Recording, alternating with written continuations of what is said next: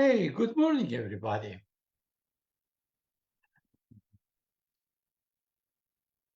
Thank you, Patrick. Thank you, Corey, Ernesto. Thank you, um, Fox, Trevor, Ronald. Thank you. So, last time I talked about uh, derivative of a complex function, among other things, of course. Today, I want to give you a quick review of what we did earlier about um, this derivative, and then I will introduce some new stuff. So, uh, when it comes to derivative, we use the same definition of uh, calculus. So, derivative is the limit of this quotient. Now, uh, delta z, of course, is increment is z direction. So in calculus, it was increment in x direction and it was one-dimensional. But here it will be two-dimensional. So delta z is delta x plus I delta y. Now, what we did, if derivative exists, if this limit exists, doesn't matter how delta z approaches zero, okay? It always exists and will produce the same number. So what we did, we stayed parallel to x-axis. When you stay parallel to x-axis, delta y will be zero, so delta z will be just delta x. We went through the process, we took the limit, and we noticed that derivative becomes actually this one, okay? As delta z in this case is the same as delta x approaches zero, derivative will be partial derivative of u with respect to x plus I partial derivative of v with respect to x. Good. Now next, we did the same thing, but this time we stayed parallel to y-axis. When we stay parallel to y-axis, delta x will be zero. And delta z will be I delta y. All right, we went through that and we noticed that if we take limits and we know that already limit exists, this is what we are going to get. Now, partial derivative of v, the imaginary part with respect to y, minus I, partial derivative of the real part with respect to y. But derivative exists, and as I said, the limit exists and doesn't matter how delta z approaches zero, we got to get the same result. So these two have to be the same. And that is when we got two equations that are called Cauchy-Riemann equations, all right? So here is Cauchy-Riemann equation.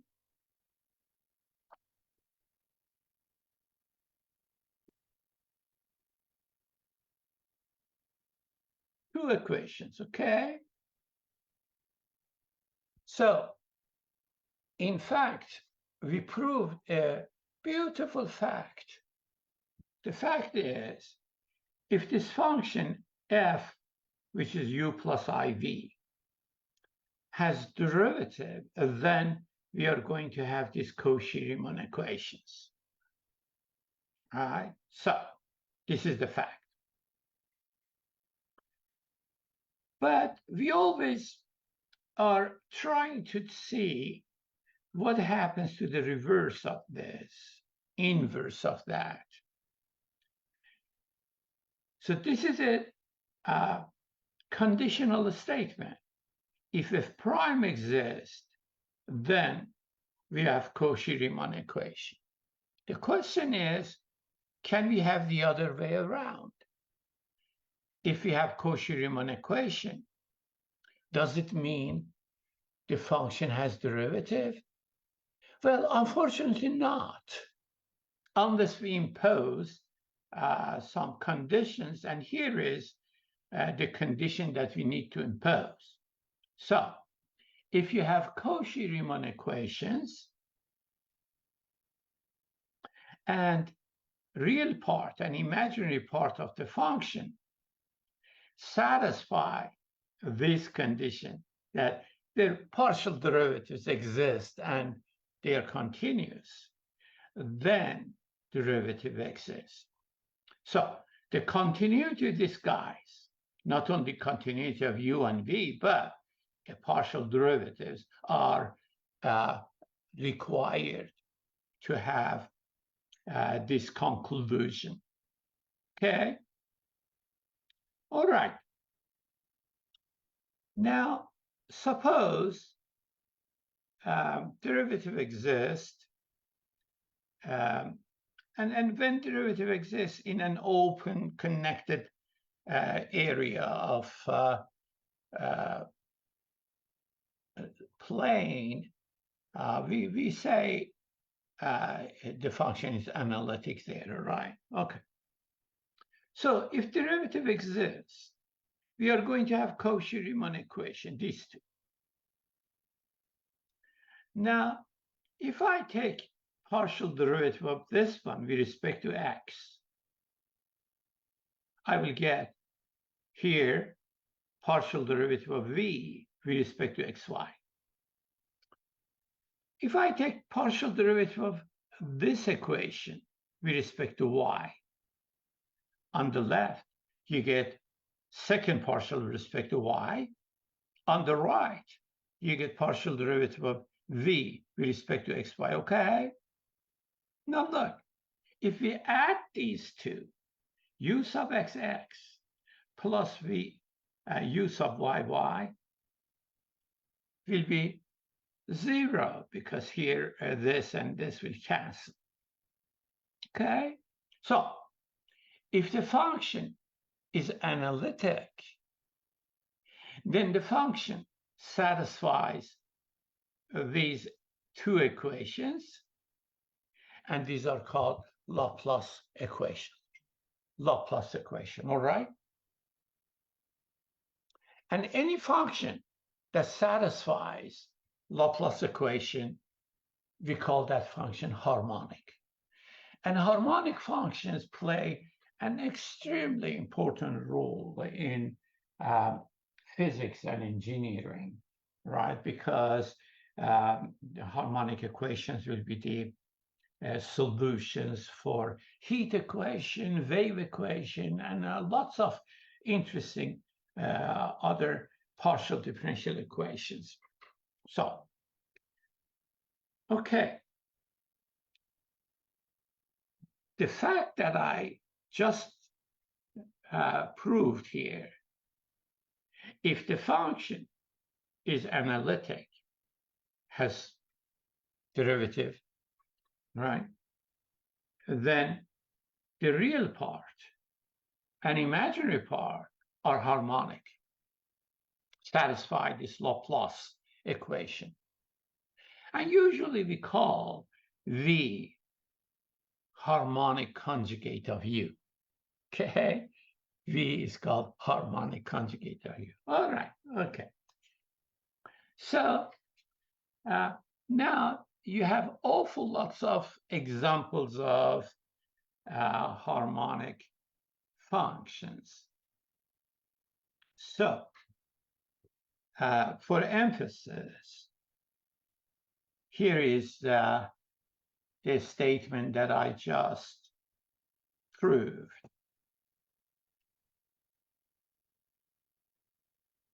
If the function is analytic, Analytic means has derivative in an open connected area of plane. Then its real part and imaginary part, these two, are harmonic. Okay, meaning that they will satisfy the Laplace equation. And just a terminology here, we call V the harmonic conjugate of U. Now, let me give you an example. So this might be a problem of your book. So the question is, look at this, e to the pi x times cosine of ay. This is a real valued function, a function of two variables. And by the way, the concept of harmonic applies to functions of real valued functions of two variables. Now the question here is, for what values of a this function is harmonic? All right, so maybe instead of saying show that, I would say for what values of this parameter a u is harmonic. Yeah, that's a lot better. Right, let's put it that way.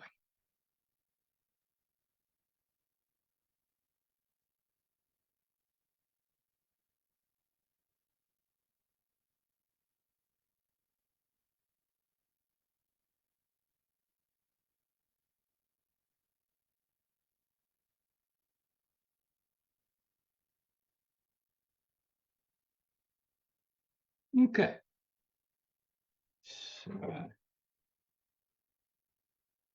Okay, example. So I'm going to say for what values of a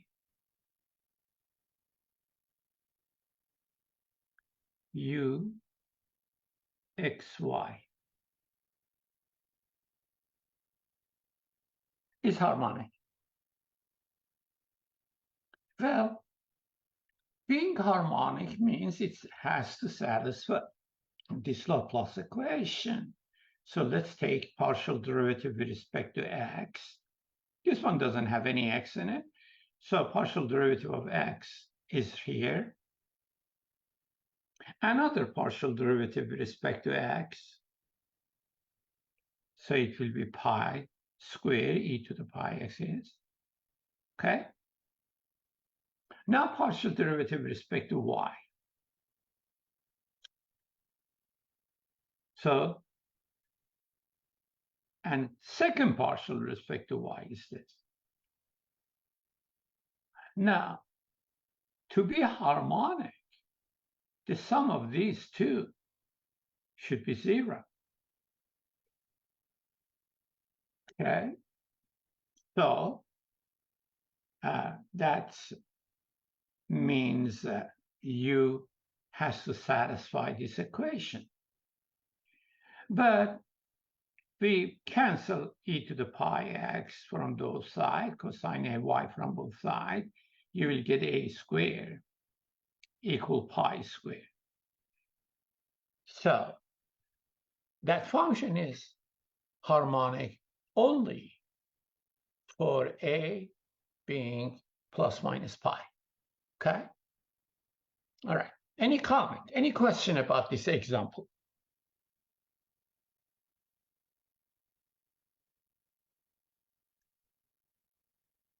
Right. I don't see any question. Thank you, Patrick. So let's see. This just a doesn't hurt to emphasize what we have done so far. So we use the definition of derivative for this function, u plus I v, and we notice that if derivative exists, it's got to be either this or this one. I mean, yeah, they will be the same. And that was the basis of Cauchy-Riemann equation. And Cauchy-Riemann equation can be also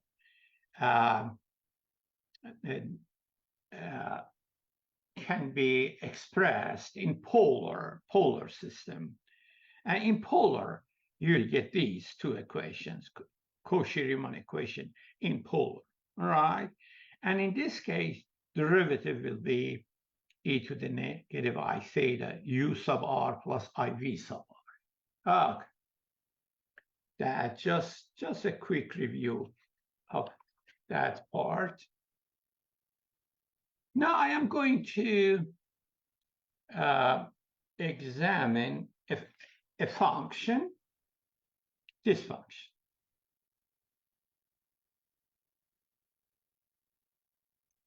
E to the x cosine y plus I e to the x sine y. So this is the real part, which we called it u of xy. This is the imaginary part, vxy. Now the question is, does this function have derivative? Well, in order to have derivative, it necessarily it has to satisfy Cauchy-Riemann equations, right? So let's try Cauchy-Riemann equation. Here is u and v. U sub x, derivative with respect to x, is e to the x cosine y. Derivative with respect to y, derivative of cosine y is negative sine y. Now, v sub x is right here, and v sub y. Well, you see, u sub x is equal to v sub y, and u sub y is negative v sub x. So it satisfies Cauchy-Riemann equation, all right? Satisfies Cauchy-Riemann equation. But satisfying Cauchy-Riemann equation is not enough. Remember, when we go to inverse of that conditional statement, we need to impose other conditions. And in this case, the other condition is u and v should be not only continuous, have partial derivatives, and partial derivatives should be continuous. And in this case, that extra conditions are satisfied. We are very so yes, the function will have a derivative. What is its derivative? Oh, derivative should look like this. Okay. That's the beauty of this this part of complex. After satisfying Cauchy-Riemann equation, you can have its derivative, which is u sub x plus I v sub x. Okay, let's do it. I already have u sub x and v sub x right here. So let's form it. And when you form it, this is what you get. This is derivative. And if I factor e to the x, I get this. This is the same as the function itself that we started with. Okay? So, see, I started with this function. And I noticed that satisfies Cauchy-Riemann equation. As a result, and those conditions are satisfied, so it has derivative. Derivative is u sub x plus v sub x, iv sub x. And when I form that, I got the same function. So we have a function that its derivative is equal to itself. Did we have such a thing in calculus? Oh, we certainly did, didn't we? The e to the x, derivative of e to the x is e to the x. All right, so if we have a function whose derivative is itself, we will call it e to the z, e to the z. So from this point on, if you remember, this is also Euler's. We can use Euler's identity here. So when z is x plus iy,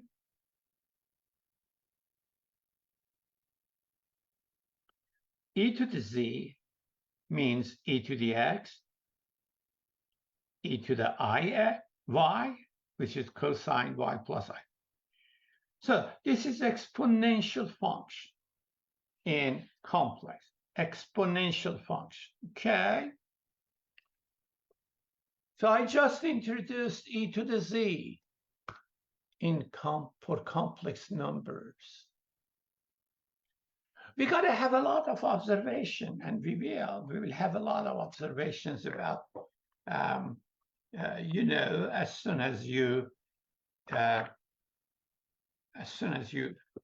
introduce a function, you better investigate about that function and find properties, okay? Find properties of that function.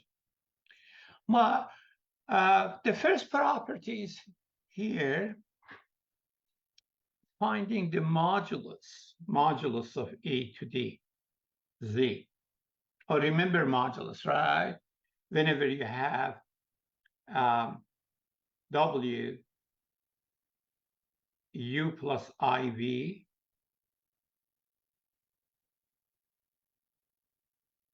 its modulus is square root of u squared, the real part squared, plus the imaginary part squared.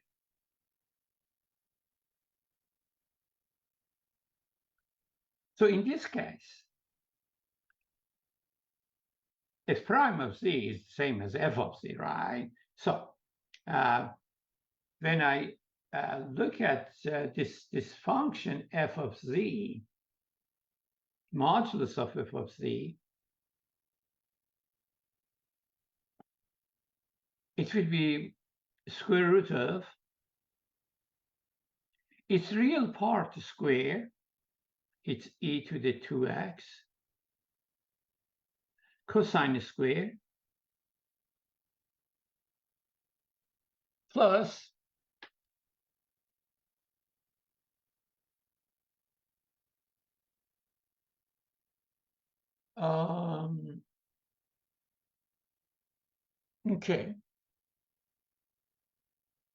plus the imaginary part square, which is this part square, e to the 2x,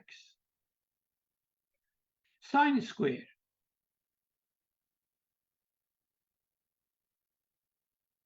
Well, if I factor e to the 2x, which comes out because it is a perfect square, I will have inside cosine square y plus sine square y, which is 1. So I ended up with e to the x. So modulus of f of z is e to the x. And e to the x can never be 0, right?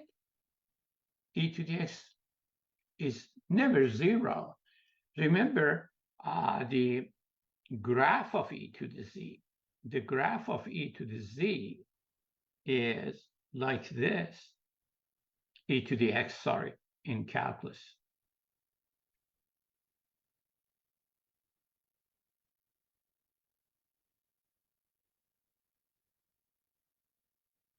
Here is x. This is y equal e to the x. It's never zero. It never hits x-axis. It never goes below x-axis. It's always non-negative. E to the x is always positive.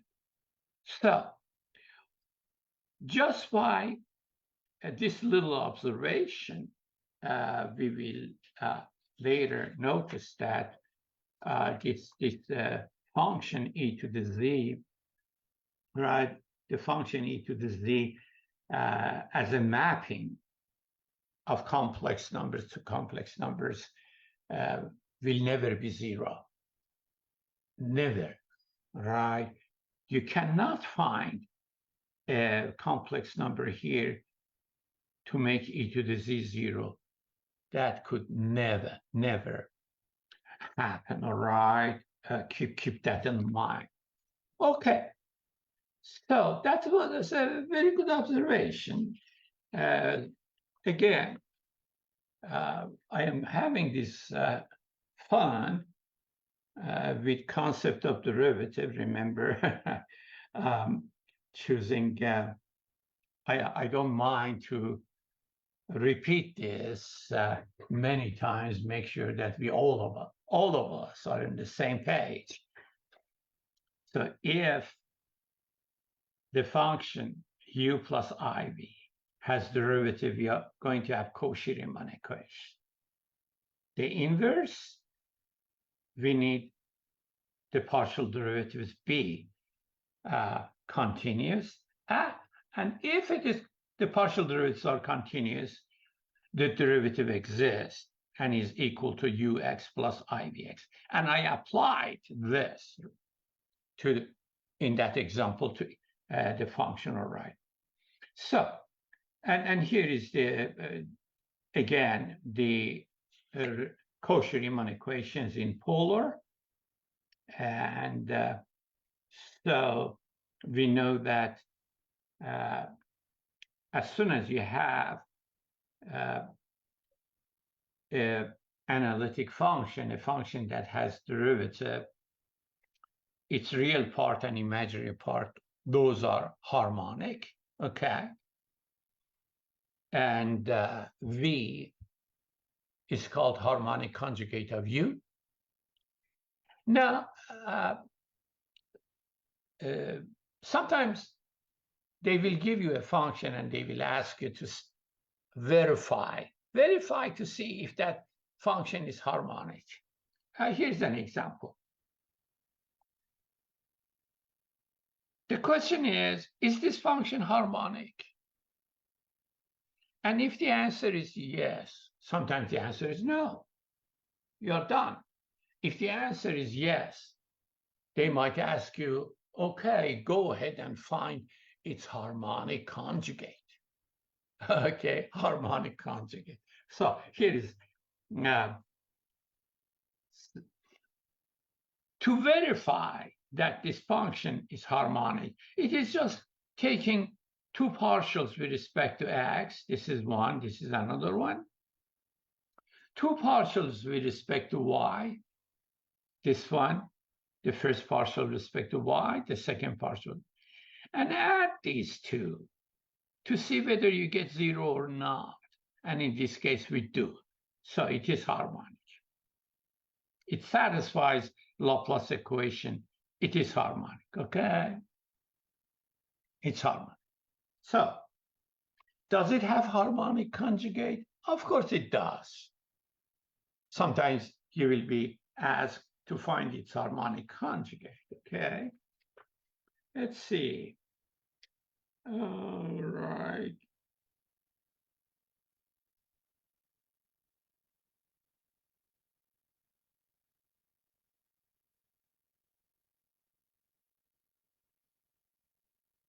Okay. Right, here is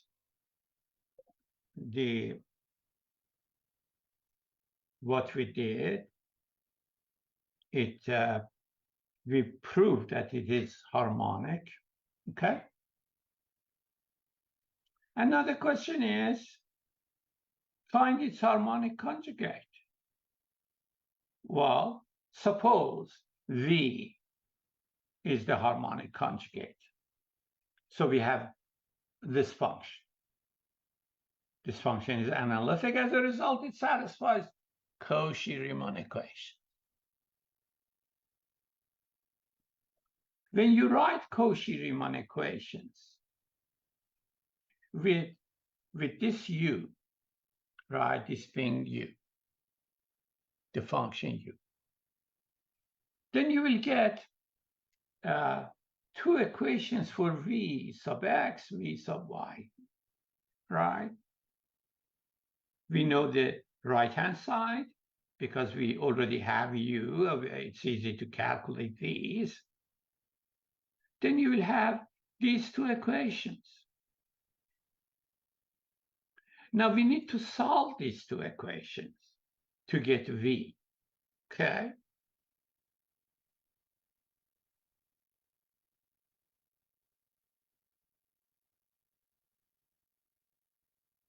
Call it equation number one, equation number two. This is a very simple partial differential equation. For example, this is partial derivative of V with respect to x. You integrate this with respect to x, you get V.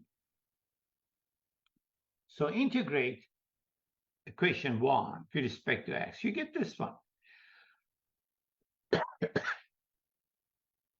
But when you integrate with respect to V, there is a constant involved.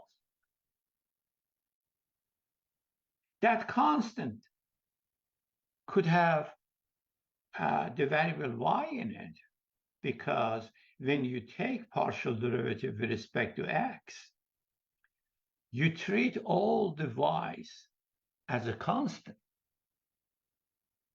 So this is after integrating equation one with respect to x. Now, to use equation number two, we take partial derivative of this with respect to y and let be equal to this. All right.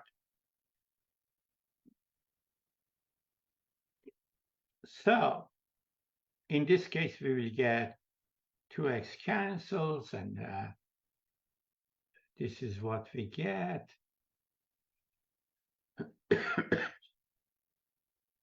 So v sub y is e to the x, which is this one. So phi prime of y is 0. So phi of y is a constant. So we don't care about it. As a result, if phi of y is a constant or even 0, so this will be V. This is the harmonic conjugate, okay?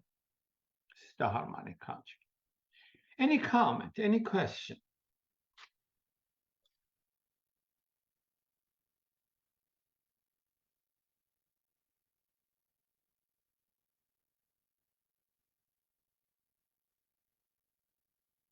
All right.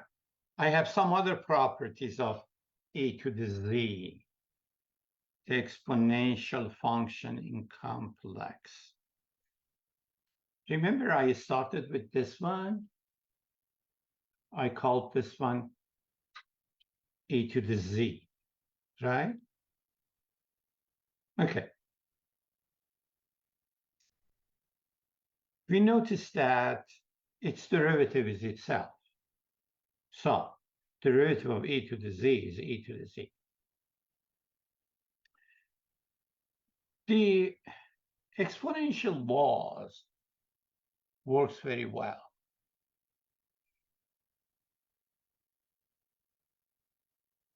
Oh, Dale Dawson is asking what is the significance of harmonic equation we don't have harmonic equation.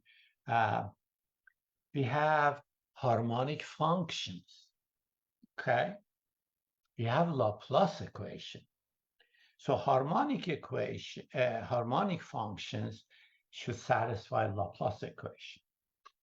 And as I mentioned earlier, you will see these harmonic functions naturally occurring in the nature, as I said, for example, you have a wave equation. We have heat equation, how the heat transferred in a surface or in a metal or whatever. And those heat equation, waves equation, the functions, the solutions for those are harmonic.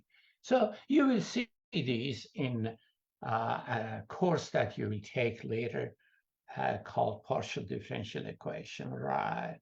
So there are a lot of things that have extremely important role in nature and mathematics and physics and engineering. But right now, I am just talking about the alphabet of complex analysis, okay? We are simply trying to establish some sort of analysis using complex functions. We started with arithmetics of complex numbers. Then right now, I am talking about limit, continuity, and derivative, okay? Later, I will talk about integration. So Del Tolson, don't worry. We are going to have a lot of beautiful topics in complex analysis. What I'm doing right now, this course, in fact, the name of this course is Introduction to Complex Analysis.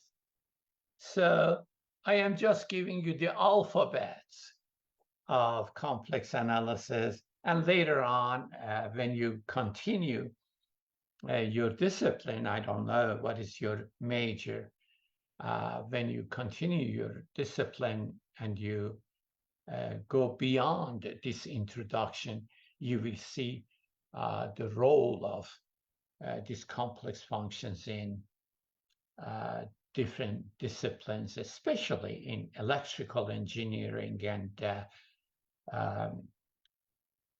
physics. Okay. Well,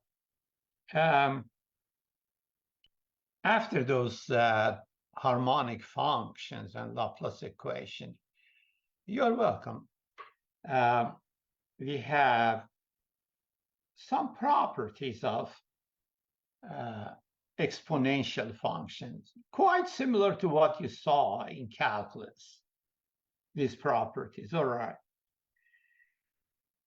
Now, here is another property that we are extremely interested in. E to the 2 pi I is 1. Why it is 1? Remember, e to the I theta by using Euler's identity is cosine of theta plus I sine of theta. So you replace theta by 2 pi, and then you get 1 here, 0 there, right? Here's another one.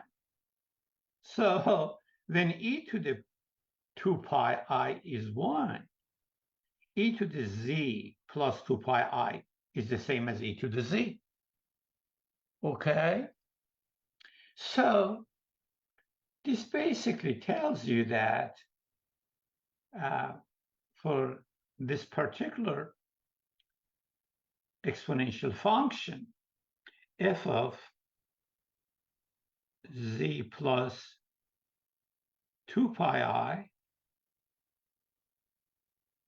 is the same as f of z.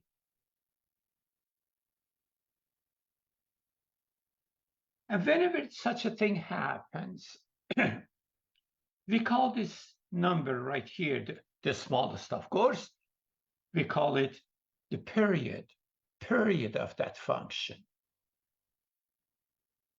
Now,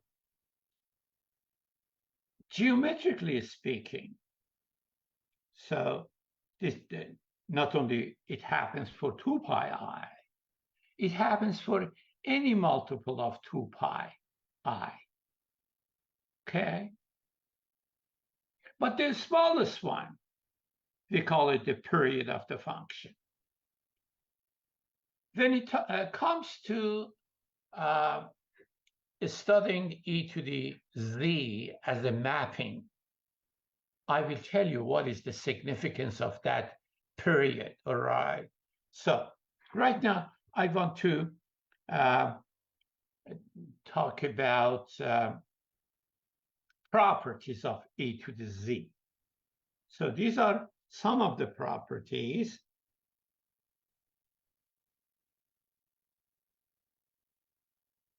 And that's, well, having the period 2 pi I, which means if you know the behavior of e to the z in this horizontal strip, you know all the values of e to the z on all part of the plane. Why? Because as soon as point is here, you subtract 2 pi I, you bring it here into this strip. That is the beauty of having a period, all right? Period of it. This function is periodic. Its period is 2 pi I. But one thing for sure, as I said, we will discuss this matter later. But remember, I told you e to the z can never be 0. So it never covers this part. It is never 0. But what about every other part of the plane? Yes. This part, just this strip, this horizontal strip, covers the whole plane. Its values cover the whole plane except 0. Okay, good to know. And I will talk about this concept of e to the z as a mapping later on. Okay, I'll talk about it later. So repeating the same thing. Repeating again. We started with this function. We noticed that it satisfies Cauchy-Riemann equation. It has derivative. Derivative is this. When we formed the derivative, oh, we got the function itself. So it is f prime of z is the same as f of z. That's why we called it the exponential function. And we noticed that, okay, look, its modulus is e to the x, so it can never be 0, never, ever. E to the z can never be 0, right? Never. Good. I like this quick reviews.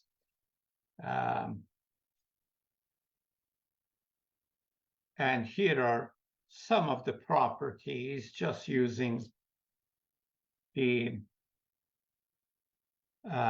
here is Euler formula, all right?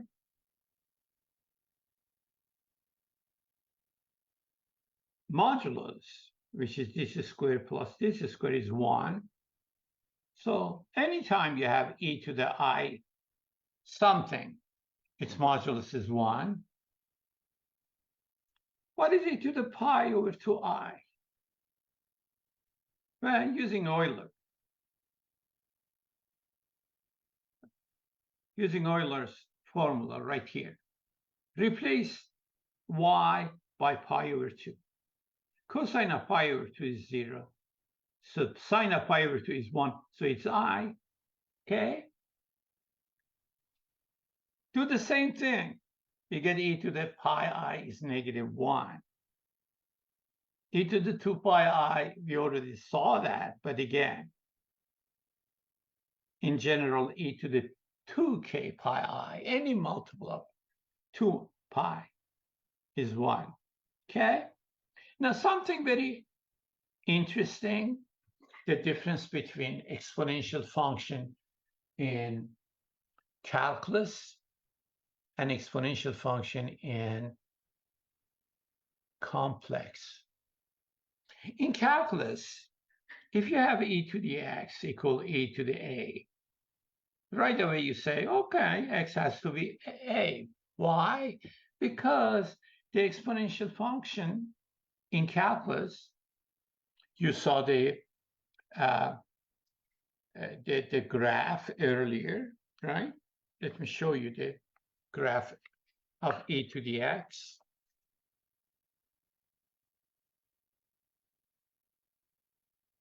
This is the graph of e to the x. It's a 1-to-1. All right? A strictly increasing function. So if you have e to the x, these are real numbers, equal e to the a, right away you say, oh, x has to be a. X has to be a. But, oh yeah, this is very important.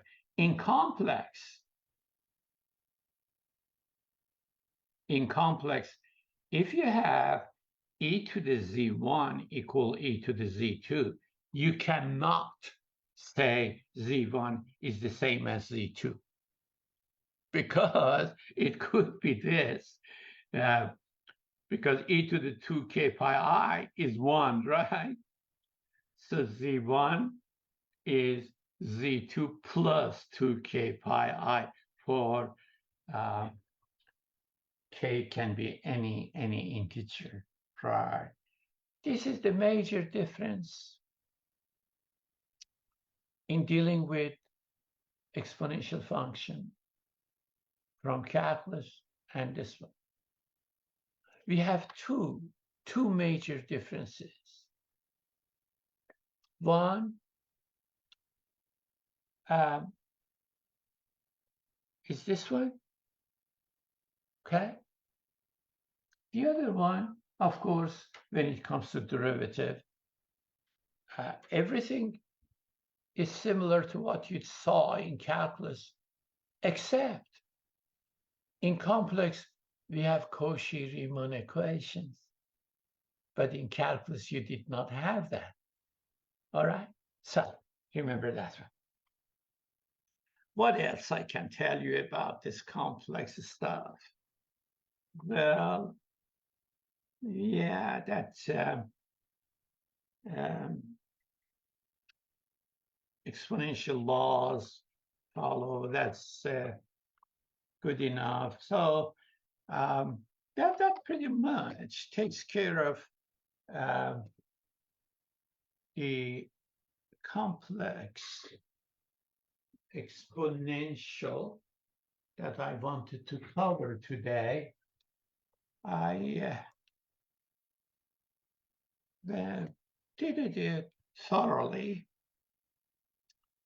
I wanted to cover also trig functions, but I will stop right here. Maybe I introduce just a little bit of trig functions. Why not? Let's see. So, yeah, I have a little time So I will start with Euler's formula, right? Here's Euler's.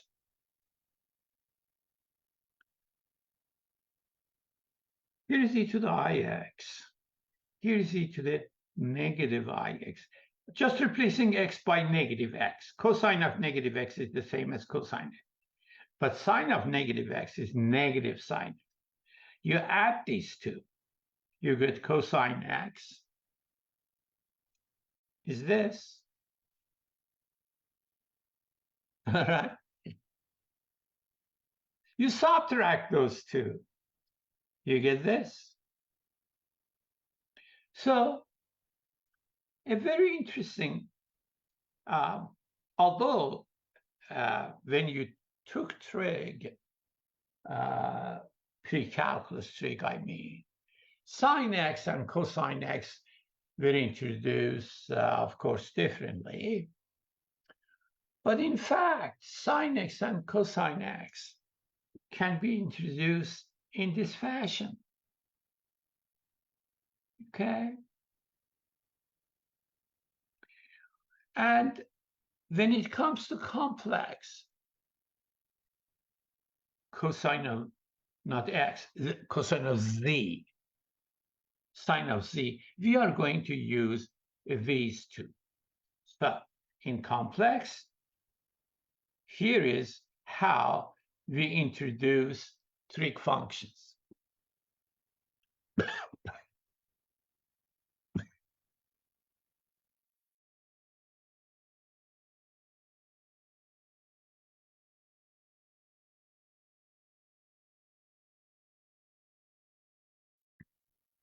Okay. So sine of z is right here, and cosine of z is right here.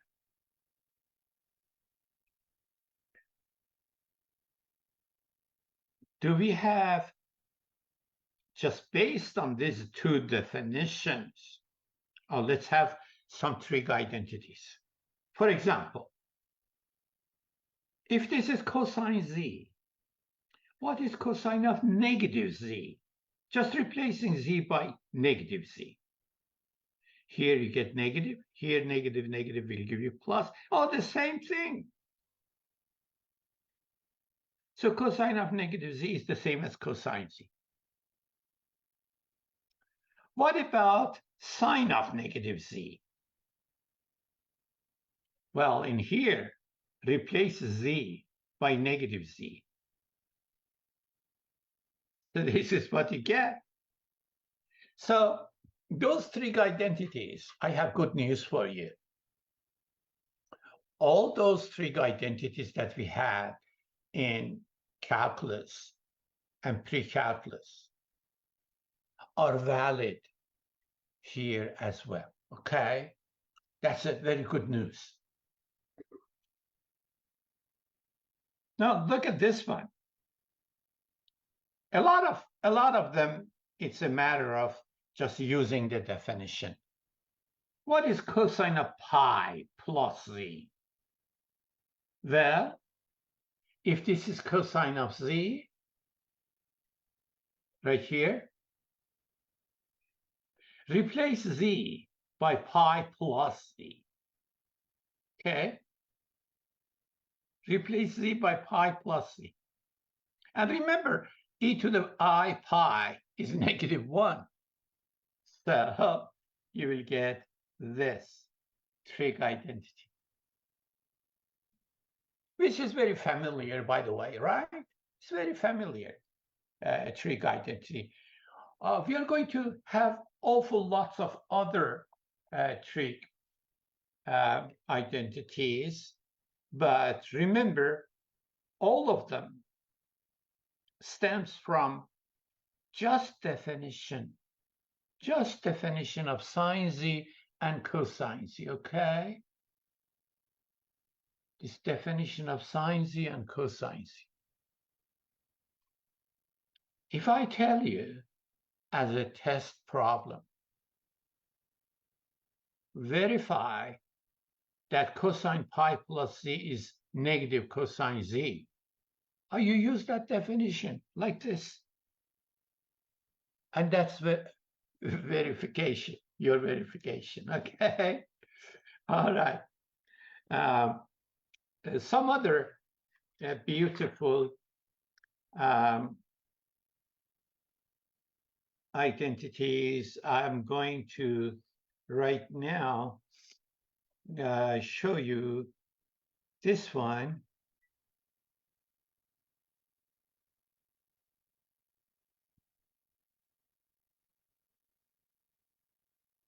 This is cosine z, this is sine z.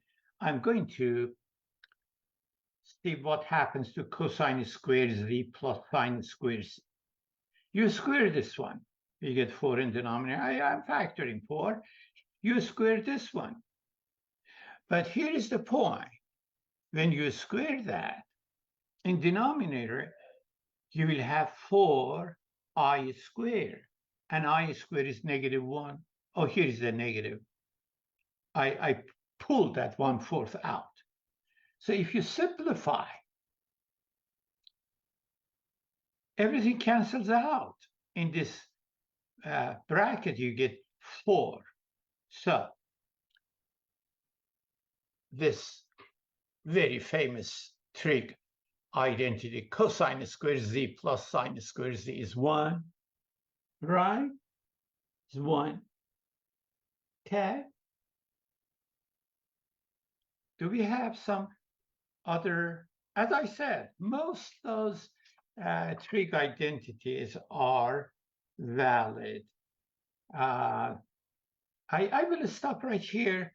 And next time I will talk more about these trig identities. Those of you who are interested, you can please go ahead and read that section. Be prepared. Maybe I ask Abraham to talk about the rest of this section. I'm tired right now. So let's see.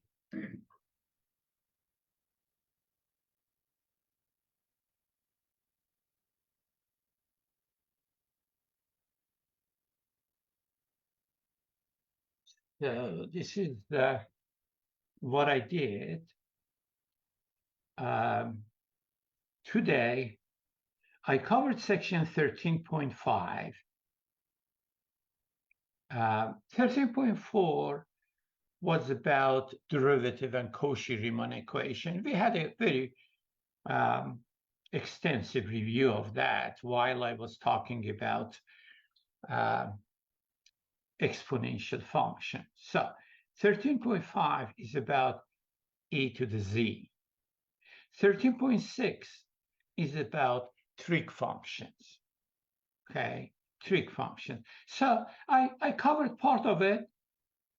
Well, I will try to cover the rest of it on next Tuesday. This is again, I anticipated that I cannot cover all of it today, so I will talk about the rest of it on next Tuesday, and I will also talk about complex logarithm, right?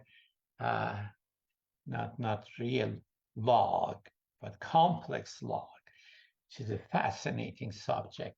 Okay, any comment, any question?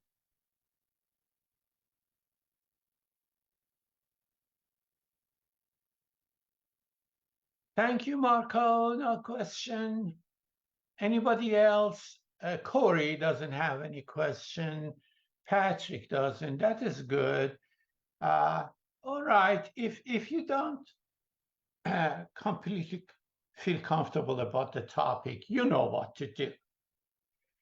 You review your notes. Then, of course, you read the text. Okay. And if you have another text, complex text, access